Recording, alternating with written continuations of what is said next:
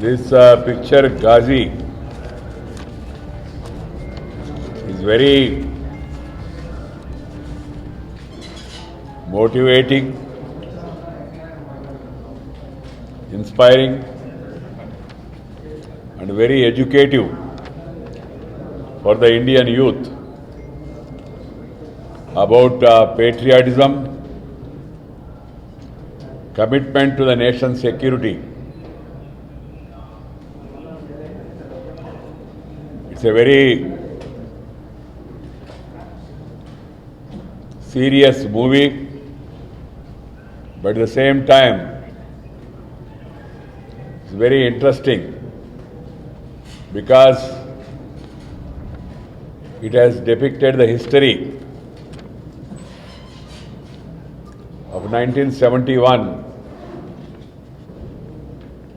Indo-Pak War,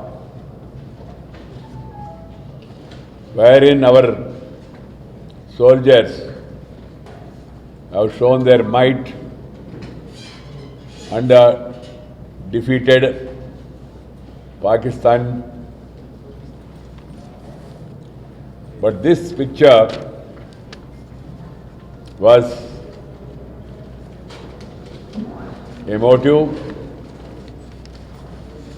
illustrative,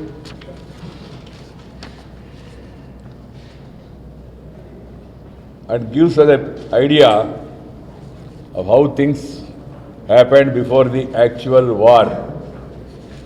I am a student of Visakhapatnam, and then we have the story of ISS Vikrant and the younger generation. They should know about history and they should all really feel proud of the braveness shown by our great soldiers. That's the message of the picture. There is a message, powerful message, and there is a heroism displayed by our soldiers, and these actors, they all acted very beautifully. Sometimes it is very difficult to keep the interest when the movie is very serious. But this movie, in spite of being a historical depiction with little more fiction here and there, but at the same time, it was very interesting. And I hope that all the Indian youth, they will see this picture and then remember what has happened in 1971.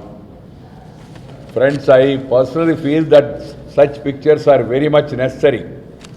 Now, when there are forces of separatism, divisive tendencies, which are trying to create internal disturbances, particularly in our neighbor, is aiding, abetting, funding, training terrorism, and they want to create tension, divert the attention from development, and stop India from becoming a powerful, prosperous nation. The very idea of our neighbor is to weaken our country. So Indian people should stand united and they should remember the heroic acts of our brave soldiers, how they sacrificed their life to protect the integrity and unity of this country. That is the message we get from this picture. And I personally feel that we should all really think about the nation, forget about other divisive things of caste, creed, religion and region, should not be influenced by the efforts of some people who are trying to use every occasion to derive political mileage. The other day there was a statement by our army chief, General Bipin Rawat. He said, what is at stake in Jammu and Kashmir is a principle on which our republic is based, secularism, we can afford to let some separatist hotheads inject the poison of communal hatred there and turn it into a vast ghetto. We cannot afford to let some separatist hotheads inject poison of communal hatred there and turn it into a vast ghetto. This is what he has said. But it's quite surprising that some of our political leaders, including the former Home Minister and the Congress leaders and other communists also, are finding fault with our army chief. It is really very disturbing.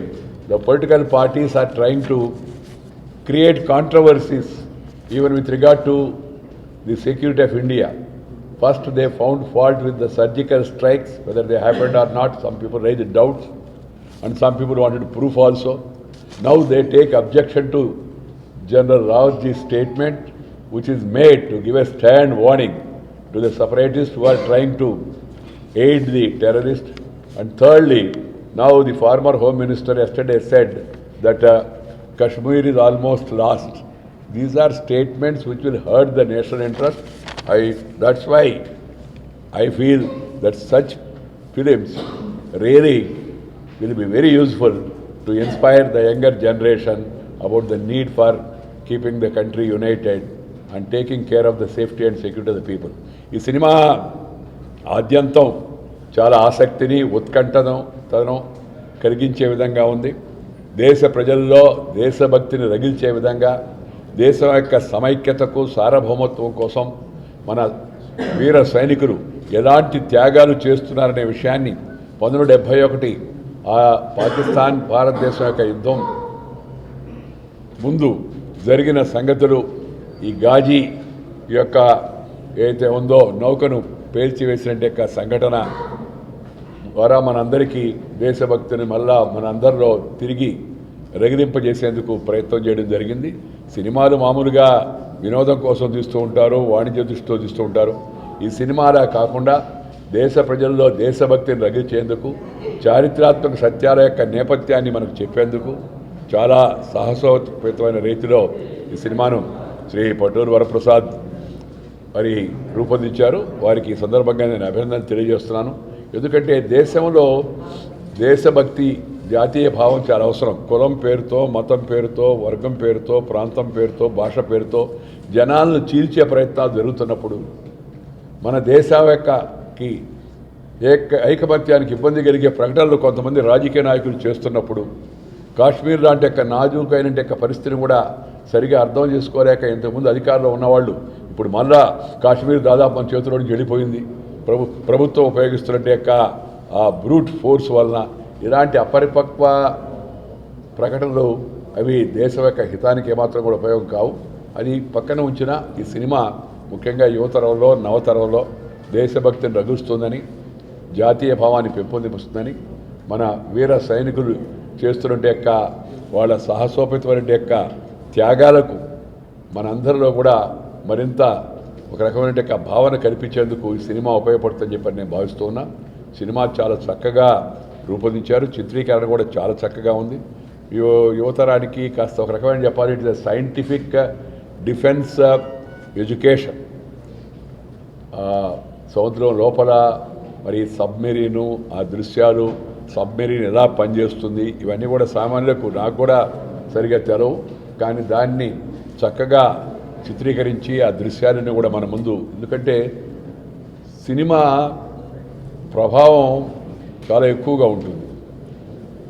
అది చూసిన దృశ్యాలు ఉత్కంఠను కలిగించడమే కాకుండా, ఆసక్తిని పెంచడమే కాకుండా మంచి విజ్ఞానాన్ని కూడా అందిస్తాయి.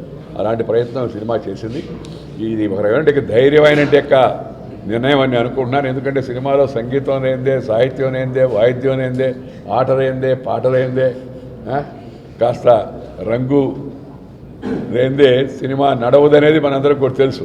కానీ ఆ రంగు లేకపోయినా, ఆ హంగు కనపడకపోయినా దీనిలో మెండుగా నిండుగా దేశభక్తిని రగిల్చే విధంగా సినిమాని రూపొందించారు. ఈ దర్శకుడు కొత్త దర్శకుడు అని చెప్పారు, సంకల్ప. అతనికి కూడా నేను చాలా చక్కగా సినిమాను అతను చిత్రీకరించాడు. ఎలాంటి హింస లేదు, ఎలాంటి జుగుప్స లేదు, ఎలాంటి ఇతరత్ర చౌకబారు విషయాలు ఏమీ లేకుండా ఈ సినిమా తేవడం చాలా సంతోషం. సినిమాలో ఉన్న కళాకారులు మనకు తెలిసిన దగ్గుబాటి రాణా చాలా చక్కగా శౌర్యాన్ని, ఆహార్యాన్ని ప్రదర్శించాడు. ఆయనకు నా అభినందనలు. అలాగే ఈ అతుల్ కులకర్ణి, మన యొక్క కేకే మీనన్, వీళ్ళు కూడా చాలా చక్కగా తమ పాత్రను బాగా పండించి మనందరినీ కూడా నిజంగా చాలా ఉత్తేజపరిచారు. వాళ్ళందరికీ కూడా హృదయపూర్వకంగా అభినందనలు అందజేస్తున్నాను.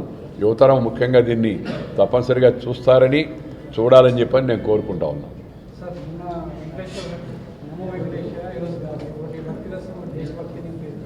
రెండింటిలో భక్తి ఉంది. భక్తి ఒకటి దైవభక్తి, రెండు దేశభక్తి.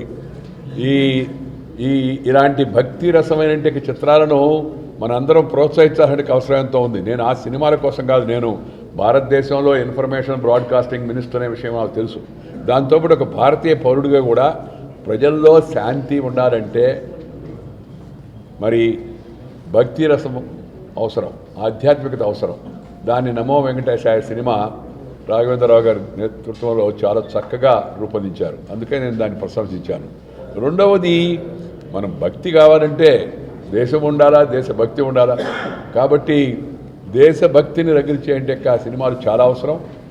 నేను ఇప్పుడు ఇంతకుముందే చెప్పాను, ముఖ్యంగా దేశానికి మన పక్కన ఉన్నవాళ్ళు మన దేశాన్ని అస్థిరపరచాలని చూస్తున్నప్పుడు, దేశంలో ఉన్న కొన్ని శక్తులు స్వార్థపర రాజకీయ తాత్కాలిక ప్రయోజనాల కోసం ప్రజల్లో విభజనలు తెస్తున్నప్పుడు ఇలాంటి మంచి దేశభక్తి ప్రబోధవంతమైన సినిమాలు రావడం చాలా మంచి ట్రెండ్ అని చెప్పి అనుకుంటాను. ఇది ఒక మంచి ట్రెండ్. ఈ ట్రెండ్ ఇంకా రాబోయే రోజుల్లో కొనసాగాల్సిన అవసరం అంతా కూడా ఉంది. దానివల్ల అది ఆలోచిద్దాం, దానివల్ల ఎంత ప్రయోజనం కలుగుతుంది అనే విషయం కూడా చూడాల్సిన అవసరం ఎంతో ఉంది, పరిశీలించాల్సి ఉంది. అది ఎంటర్టైన్మెంట్ ట్యాక్స్ అనేది రాష్ట్ర ప్రభుత్వం యొక్క పరిధిలో. ఎందుకంటే ఎంటర్టైన్మెంట్ ట్యాక్స్ అనేది రాష్ట్ర ప్రభుత్వం. నాకు గుర్తుంది, నేను ఎప్పుడో ఒకసారి అసెంబ్లీలో సినిమాకు శంకరాభరణమా పన్ను మినహాయింపు అని ఏడిది నాగేశ్వరరావు అంటే ఆయన తర్వాత నాకు చెప్పాడు, సార్ దాని మినహాయింపు వల్ల మాకు వచ్చే లాభం ఏం ఉండదు అని చెప్పని. నేనేమంటున్నానంటే సినిమాని ఎక్కువ మంది చూడడం వలన, ఆ సందేశం అందరూ అర్థం చేసుకోవడం వలన దేశానికి, సమాజానికి ఉపయోగపడుతుంది. అందరూ ప్రోత్సహిస్తారని చూస్తున్నాను. ప్రభుత్వ పరంగా ఏం చేయవచ్చు అనే విషయాన్ని నేను తప్పనిసరిగా మా విభాగంతో మాట్లాడి నిర్ణయించడం జరుగుతుంది. ఈ సినిమా తీసింది ఒక అవార్డు కోసం, ఒక రివార్డు కోసమో కాదు. ఒక పౌరుడుగా తమ కర్తవ్యాన్ని గుర్తించి సినిమా ద్వారా ఒక సందేశాన్ని వినిపించడం కోసం, దేశం కోసం మరి వరప్రసాద్ ప్రయత్నం చేశాడు. దానికి ముఖ్యంగా నేను అభినందిస్తున్నాను.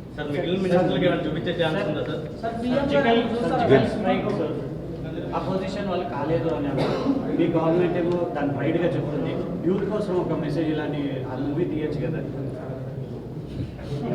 సినిమా తీసే అది ఇలాంటి వాళ్ళకి చెప్తే బాగుంటుంది. నేను సినిమా చూసేవాడిని కానీ తీసేవాడిని కాదు ఒకటి. తర్వాత ఇది మిగతా వాళ్ళందరూ కూడా చూడవలసిన సినిమా. నేను నా మిత్రులకి, సహచరులకు కూడా తప్పనిసరిగా హిందీ వెర్షన్ కూడా ఉంది కాబట్టి ఢిల్లీలో ఒకసారి సందర్భాన్ని చూసి ఆ మిత్రులను కూడా నేను తప్పనిసరిగా చూడమని చెప్తాను. వాళ్ళందరికీ చూపించే ప్రయత్నం కూడా చేస్తాను.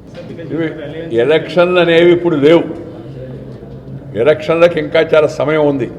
నేను పార్టీ కార్యకర్తలకు ఇచ్చిన పిలుపు ఏంటంటే, కష్టపడి శ్రమించి కింద స్థాయిలో, అట్టడుగు స్థాయిలో పనిచేస్తే మనకి విజయం లభిస్తుంది. ఆ దిశలో ముందుకు వెళ్ళాలని చెప్పి నేను చెప్పడం జరిగింది. అందువలన దాన్ని వేరే విధంగా అర్థం చేసుకోవాల్సిన అవసరం లేదు, అన్వయించాల్సిన అవసరం లేదు. రాజకీయాల్లో విజయానికి షార్ట్ కట్ మెథడ్స్ లేవు. అలాగే వ్యక్తిగత జీవితంలో కూడా విజయానికి దానికి అడ్డదారులు లేవు. అడ్డదారిలో పోయిన వాళ్ళు మధ్యలో అడ్డంగానే దొరికిపోతారు, ఆ తర్వాత మిగిలిపోతారు. ఇది మన చరిత్ర చెప్తూ ఉంది. కాబట్టి సిద్ధాంతాన్ని, కార్యక్రమాన్ని, నాయకత్వాన్ని ప్రజల్లోకి తీసుకెళ్ళండి అని చెప్పి నేను నిన్న చెప్పడం జరిగింది.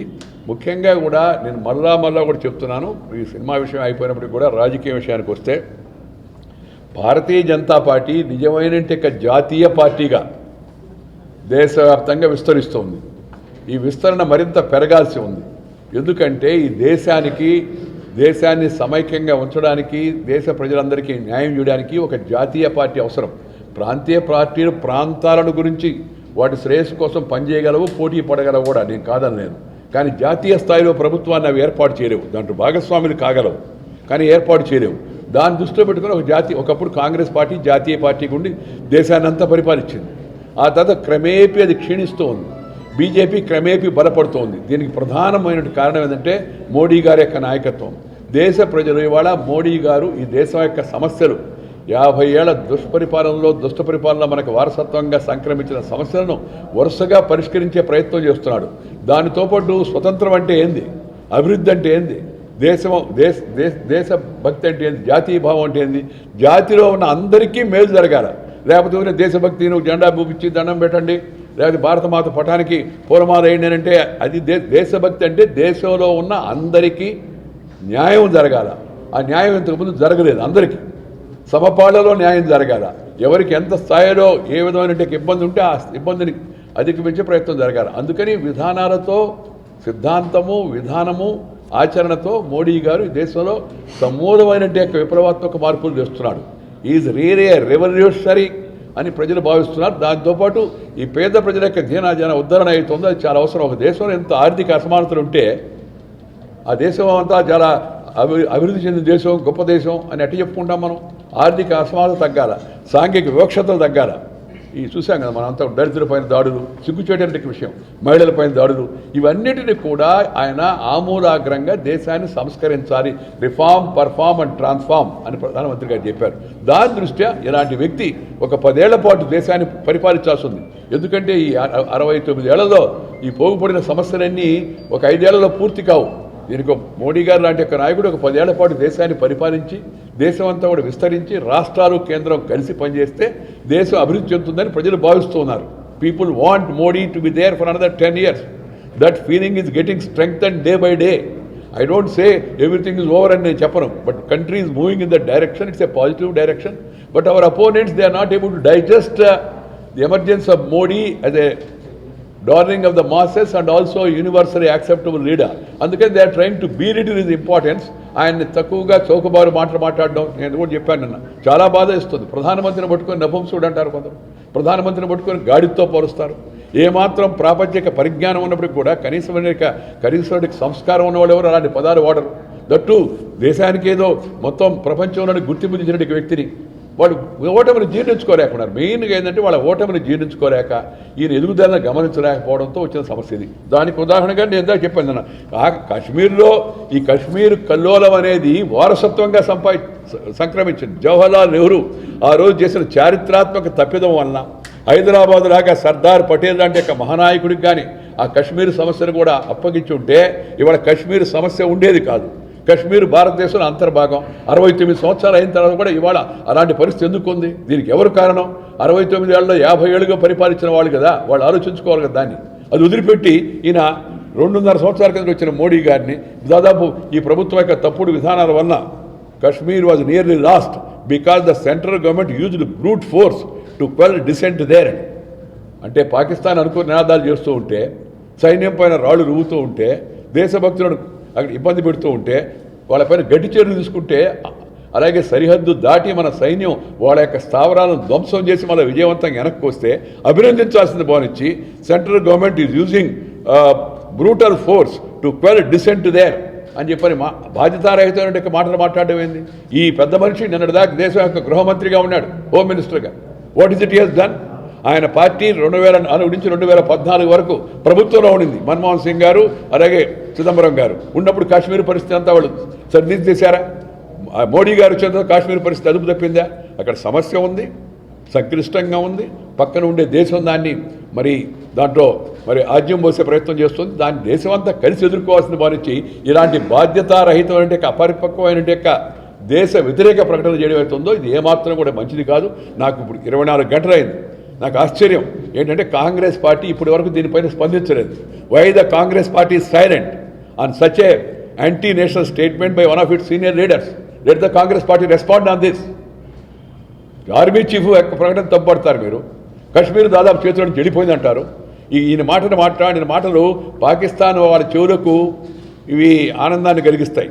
ఏమని చూసారా? మేము చెప్తూ ఉన్నాం కాశ్మీర్ ప్రజలకు ఇష్టం లేదు, అక్కడ ఉండే ప్రభుత్వం అంతా ఒత్తిడి చేసి హింసను ఉపయోగించి వాళ్ళ దీన్ని అణిచివేస్తుందని చెప్పేదానికి ఉపయోగపడతాయి. ప్రపంచ వేదికల మీద ఇప్పటికే పాకిస్తాన్ మన కశ్మీర్ని అంతర్జాతీయం చేసే ప్రయత్నం చేస్తుంది. దురదృష్టవశాత్తు చిదంబరం ఆయన ఇవాళ తీవ్రమైన నిరాశ నిస్పృహలో ఉన్నాడు, ఓడిపోయాడు, పైపెచ్చు ఆరోపణలు ఎదుర్కోవాల్సిన పరిస్థితి వచ్చింది. ఆయన మాట్లాడిన తర్వాత కనీసం కాంగ్రెస్ నాయకత్వం స్పందించి ఇదేదైనా నేషనల్ లెవెల్లో తెరవదేమో అనుకున్నాను నేను. హైదరాబాద్లో ఉన్న హిందూ పేపర్ మాత్రమే దీని గురించి ప్రకటించిందని. ఆ కాపీ కూడా నేషనల్ ప్రెస్కి అంతా పంపించాను. వాళ్ళు నేషనల్ ప్రెస్ కూడా అంతా దాని మీద నా ప్రకటన పైన నేషనల్ ప్రెస్ ఎలక్ట్రానిక్ మీడియా అంతా కూడా రియాక్ట్ అయినాయి. కానీ ఇప్పటివరకు కాంగ్రెస్ పార్టీకి ఈ మధ్య కొత్త అలవాటు వచ్చింది. ఏంటంటే ఏదైనా ఇబ్బందికరంగా జరిగితే అది మా వ్యక్తిగత ప్రకటన, మాకు సంబంధం లేదు పార్టీకి అనేవాళ్ళు. అది కూడా అలా ఇప్పటివరకు. అంటే అర్థం ఏదైనా సరే ఈ ప్రభుత్వాన్ని ఇబ్బంది పెట్టాలా, మోడీని బదనాం చేయాలా, దేశం యొక్క సమైక్యత్వం అయినా రాజీ పడవచ్చు, కానీ మనం రాజకీయమైనటువంటి లబ్ధి పొందాలనే తప్పుడు ఆలోచనలో ఉన్నట్టుగా మనకు కనిపిస్తూ ఉంది. అందుకని నేను మళ్ళా డిమాండ్ చేస్తున్నాను, Congress party must come clean, make it stand very clear whether they are in agreement with Mr Chidambaram statement, whether they are agreement with other Congress leader statement of criticising the chief of the Indian army. That should be made very clear.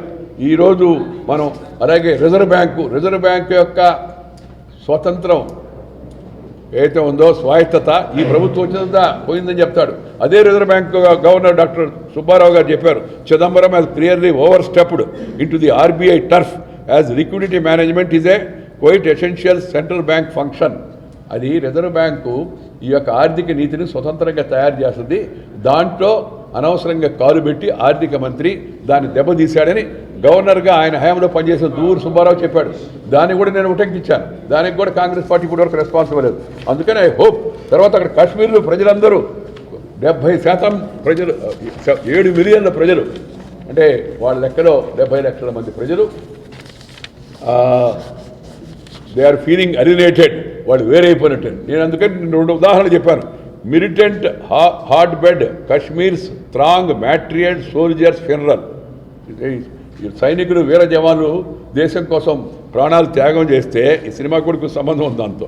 ఏమనంటే Mohiuddin lance Naik Mohiuddin ఆయనకి ఈ టెర్రరిస్ట్తో పోరాడుతూ ప్రాణం పోయింది. ప్రాణం పోతే ఆయన కాశ్మీర్ వ్యాలీకి చెందినవాడు. వ్యాలీలో చిదంబరం గారు చెప్పినట్టుగా దాదాపు వ్యాలీ మన చేతిలో వెళ్ళిపోయిందని చెప్తాడు ఆయన కాశ్మీర్. అక్కడ thousands of people they came and then paid last tributes with a tricolor draped body of Mohiduddin was brought in an army. Thousands of residents of Punchpora village poured out of their homes in a spontaneous gesture to pay the respect to the dead soldier and console bereaved family. ఆ చనిపోయిన సైనికుడికి నివాళులు అర్పించడం కోసం వేలాది మంది స్వచ్ఛందంగా తరలి వచ్చారనేది జాతీయ టైమ్స్ ఆఫ్ ఇండియాది, లోకల్ పేపర్ కూడా కాదు. దాంట్లో వచ్చినట్టు కథనం. దానికి ఈయనేం చెప్తాడు, కాశ్మీర్ ప్రజలు దాదాపు అంతా వాళ్ళు వేరైపోయినట్టుగా భావిస్తున్నారు, నిర్లక్ష్యానికి గురైనట్టుగా భావిస్తున్నారని. రెండవది ఏమో మొన్న శివరాత్రి మన అందరం చేత భక్తి ప్రపత్తులతో చేసుకున్నాం. అదే శివరాత్రి రోజు కాశ్మీర్ నుంచి చాలామంది అంతకుముందు పండితులను బయటకు నెట్టేస్తున్నారు తీవ్రవాదులు, వేరపాటువాదులు. అక్కడ ఈ Shivaratri brings Muslims and pandits together. అదే కాశ్మీర్లో Muslims have cleaned up organised puja temple in 1000 specially designated Herat greeting cards have been produced. Herat అంటే అక్కడ శివరాత్రి కింద పండితుల యొక్క భాషలో. We decided to clean the premises of temple for the pandits. వాళ్ళ కోసం మేము ముస్లిమ్స్ వెళ్ళి దేవస్థానాన్ని పరిశుభ్రం చేశారు. కాశ్మీర్లో తమ సోదరుల కాశ్మీర్ పండితులు శివరాత్రి జరుపుకునేందుకు. ఇంతటి ఐకమత్యం, ఇంతటి సుహృద్భావ వాతావరణాన్ని అక్కడ కనపరుస్తూ ఉంటే ఏ కొద్ది మందో చేస్తున్నట్టు దుశ్చర్యను పెట్టి కాశ్మీర్ అంతా దాదాపు చేతిలో నుంచి వెళ్ళిపోయింది.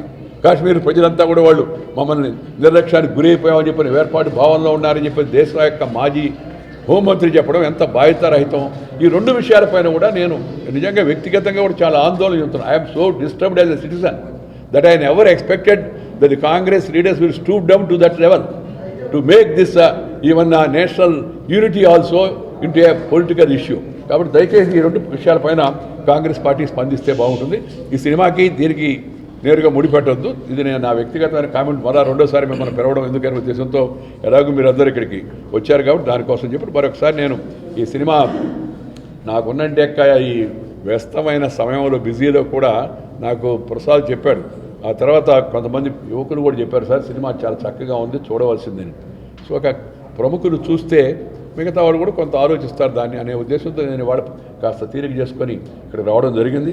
దీంతోపాటు ఇవాళ మన శ్రీ కూచిభట్ల శ్రీనివాస్ మన భారతీయుడు, తెలుగువాడు, అమెరికాలో ఉంటే ఆయన్ని జాతి దురహంకార పూరిత వైఖరిలో కాల్చి చంపడం అందరినీ దిగ్భ్రాంతికి గురి చేసింది. భారతీయ ప్రజలందరికీ కూడా చాలా ఆవేదన కలిగించింది. తెలుగు రాష్ట్రాల్లో ప్రజలు కూడా దానివల్ల చాలా విషాదం కూడా పొందినారు. నేను వారి కుటుంబ సభ్యులందరికీ నేను సానుభూతి తెలియజేస్తున్నాను. నాకు ఆ విషయం తెలిసిన వెంటనే నేను కేంద్ర విదేశాంగ మంత్రి సుష్మా స్వరాజ్ గారితో మాడాను. సుష్మా స్వరాజ్ గారు వెంటనే చురుగ్గా స్పందించి అక్కడ ఉండే ఎంబసీకి కూడా తగు సూచనలు ఇచ్చి దాని పూర్వాపరాలు కనుక్కోవడం, తర్వాత అక్కడి నుంచి పార్థివ శరీరాన్ని తీసుకొచ్చే ప్రయత్నం కూడా త్వరితగతిన తీసుకొచ్చే ప్రయత్నం కూడా చేస్తున్నాను కూడా ఆమె చెప్పడం కూడా జరిగింది. సుష్మా స్వరాజ్ గారు మీరు చూస్తున్నారు, ప్రవాస భారతీయులు, విదేశాల్లో ఉన్న భారతీయులకు ఎక్కడ ఏ ఇబ్బంది వచ్చినా తక్షణం ఆమె స్పందించి సహకరించే మోడీ గారి ప్రభుత్వం యొక్క విధానం ప్రకారం ఆమె ముందుకు వెళుతూ ఉన్నారు. ఈ అమెరికా ఇవాళ ఈ ఘటన పైన అమెరికా స్పందించవలసింది. American president to the people of America, they should come out openly, condemn such actions and then take strongest action and also send a message that this is not acceptable. This is not acceptable అనే విషయాన్ని America యావత్తు సమాజం చెప్పాల్సి ఉంది. మన దేశంలో అక్కడక్కడ చిన్న సంఘటనలు జరిగితే వాటిని పెద్దయ్యగా చూసి భారతదేశంలో జరుగుతుందని చెప్పని ప్రపంచ వేదికల మీద మాడే నాయకులు ప్రపంచంలో పురాతనమైన ప్రజాస్వామ్యం అని చెప్పుకునే అమెరికా ఇలాంటి చర్యలు అవుతున్నాయో, జాతి వివక్షతో కూడిన చర్యలు అవుతున్నాయో సిగ్గుచేటనివి, అమెరికాకు కళంకం తెచ్చేవి. అందుకని అమెరికా అధ్యక్షుడు, అమెరికా యొక్క పాలకులు, అమెరికా పౌర సమాజం కూడా ఈ విషయం పైన ఏకత్రాటిపై స్పందించి ఇలాంటి సంఘటనలను ఖండించవలసి ఉంది. వారి శ్రీమతి చాలా చక్కగా ఆమె అంతా శోక సముద్రంలో ఉండి కూడా చక్కని ప్రశ్నలు అమెరికా సమాజాన్ని నుంచి కోరింది. దానికి సమాధానం ఇవ్వడం చాలా అవసరం, లేకపోతే దీనివల్ల చాలా తప్పుడు సంకేతాలు వెళుతూ ఉన్నాయి. ఈ సంకేతాలు అమెరికాకు మంచిది కాదు, అమెరికా ప్రజలకు మంచిది కాదు, ప్రపంచానికి కూడా మంచిది కాదు. ఎందుకంటే ప్రపంచంలో అమెరికా ఒక శక్తివంతమైన దేశం. అలాంటి శక్తివంతమైన దేశం అని చెప్పుకునే, ప్రజాస్వామ్యంలో ఆదర్శవంతమైన దేశం అని చెప్పుకునే అమెరికాలో ఇలా వరుసగా ఈ మధ్యకాలంలో 7 సంఘటనలు జరిగాయి. ఈ సంఘటనలు జరగడం అవుతుందో చాలా గర్హనీయం. వీటిని తీవ్రంగా ఖండిస్తున్నాను. కేంద్ర మంత్రిగా అమెరికా ప్రభుత్వం, అమెరికా పౌర సమాజం దీనిపైన తక్షణమే స్పందిస్తుందని చెప్పి భావిస్తున్నాను. భారతీయ ప్రజలందరూ అక్కడ ఉండే, ముఖ్యంగా తెలుగు వాళ్ళు కొన్ని లక్షల మంది ఉన్నారు అమెరికాలో, వాళ్ళందరూ సంయమనంతో వ్యవహరించాలని, సందర్భానుసారంగా అక్కడ ఉన్న పరిస్థితులను అర్థం చేసుకొని మన తెలుగు వాళ్ళు, భారతీయులందరూ కూడా సంయమనంతో సందర్భోచితంగా వ్యవహరించాలని, ఆత్మస్థైర్యంతో ఉండాలని చెప్పి నేను భారతీయ ప్రజలను, తెలుగు సమాజాన్ని అంతా కూడా కోరుతూ ఉన్నాను. తానా వాళ్ళు, లేకపోతే ఆటా వాళ్ళు, నాట్స్ వాళ్ళు వీళ్ళకి కావాల్సిన సహకారాలు అందిస్తూ ఉన్నారు. అక్కడ ఉన్న పరిస్థితి కొంత ఈ మధ్యకాలంలో ఒక రకమైన నాజూకైన పరిస్థితి ఏర్పడి ఉంది. వాళ్ళ యొక్క కొన్ని పాలసీ ప్రకటనల వల్ల దాన్ని అర్థం చేసుకొని మనం వ్యవహరించాల్సిన అవసరం అంతా కూడా ఉంది. ఎందుకంటే మనం విదేశ గడ్డపై ఉన్న విషయాన్ని కూడా మన వాళ్ళు గుర్తించుకోవాల్సిన అవసరం ఉంది. తమ వృత్తుల్లో న్యాయం చేస్తారు, మనకి మంచి పేరు కూడా ఉంది. అది కొంతమందికి ఈర్ష్య కూడా కలిగిస్తూ ఉంది. దాన్ని కూడా దృష్టిలో పెట్టుకొని సంయమనంతో వ్యవహరించి, బాధ్యతగా వ్యవహరించి మనము పరిస్థితిని అదుపు తెచ్చేందుకు మన వంతు సహకారం మనం అందించాల్సిందిగా కోరుతున్నాం. భారత ప్రభుత్వం కూడా అమెరికా ప్రభుత్వంతో ఇప్పటికే విదేశాంగ శాఖ సుష్మా స్వరాజ్ గారు దాన్ని టేకప్ చేయడం జరిగింది. అత్యున్నత స్థాయిలో ఈ విషయాలను అమెరికా ప్రభుత్వంతో చర్చించడం జరుగుతుంది.